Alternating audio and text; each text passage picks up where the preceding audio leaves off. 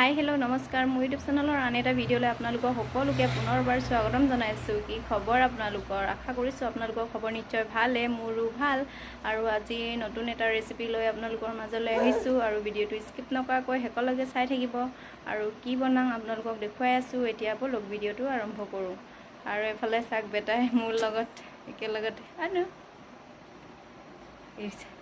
আজি আমি দুটাই ৱাইট হৈ আছোঁ না ধুনু। আৰু এতিয়া দেৰি নকৰোঁ, বলক ভিডিঅ'টো আৰম্ভ কৰোঁ। আজি মোৰ ৰেচিপিটো হৈছে ছাগলী মাংস। আৰু মই ছাগলী মাংসৰ লগত কি কি দিম গোটেইখিনি বস্তু ইয়াতে মই যোগাৰ কৰি লৈছোঁ।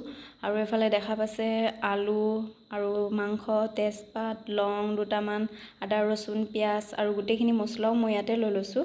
নিমখ, হালধি, জলকীয়া আৰু জিৰা পাউডাৰ, ধনিয়া পাউডাৰ আৰু অকণমান ৰেড চিলি। আৰু মাংসখিনি অকণমান ক'লা দেখা পাইছে চাগে। মাংসখিনি বইল কৰিখিনি জুই ভাপত শুকুৱাই থৈ দিয়া হয়, সেইকাৰণে অকণমান ক'লা দেখা পাইছে। এইফালে এতিয়া মই কুকাৰ পাতি দিলোঁ। কুকাৰত আগতে মই বনোৱা নাই, হ'লে কেৰাহীত বনাই খাই পাইছোঁ। কুকাৰত আজি ফাৰ্ষ্ট টাইম ট্ৰাই কৰিম। আৰু কি হ'ব কি নহ'ব ময়ো ভালকৈ নাজানো। আপোনালোকে ভিডিঅ'টো শেষলৈকে চাই থাকিব, গম পাব কি হ'ব কি নহ'ব। এতিয়া কুকাৰ গৰম হৈ গ'ল, মই দি দিছোঁ তেল।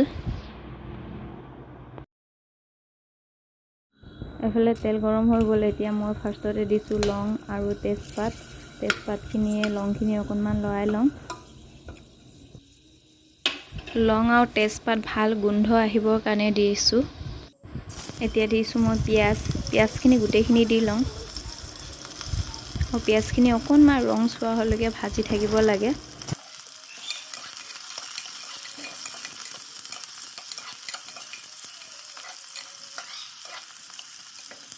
আৰু অকণমান টাইম ঢাকি থওঁ।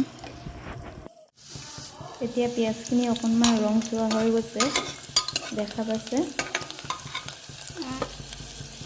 এতিয়া মই দি দিছোঁ মাংসখিনি।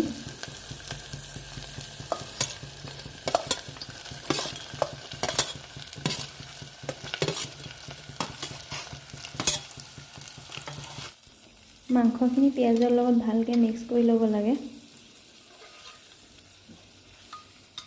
মই গোটেইখিনি ভালকৈ মিক্স কৰি লৈছোঁ।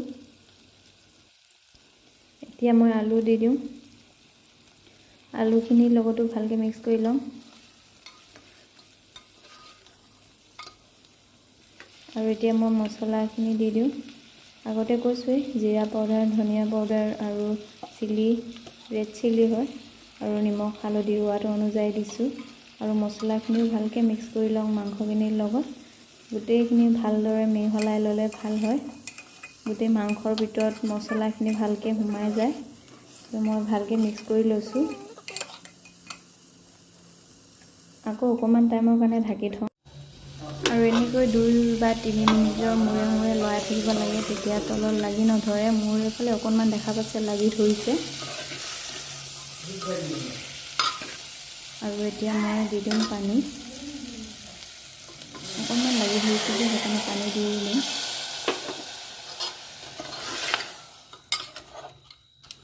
আৰু অকণমান পানী দি পেলাই কুকাৰটো 2বাৰ বা 3বাৰ চিটি মাৰিব দিব লাগিব। তেতিয়া মাংসখিনি কোমল হয় আৰু ধুনীয়াকৈও সিজে। এফালে দেখা পাইছে পানী দিয়া হ'ল। এতিয়া মই কুকাৰটো ধুনীয়াকৈ বন্ধ কৰি 2বাৰ বা 3বাৰ চিটি মাৰিব দিম। আৰু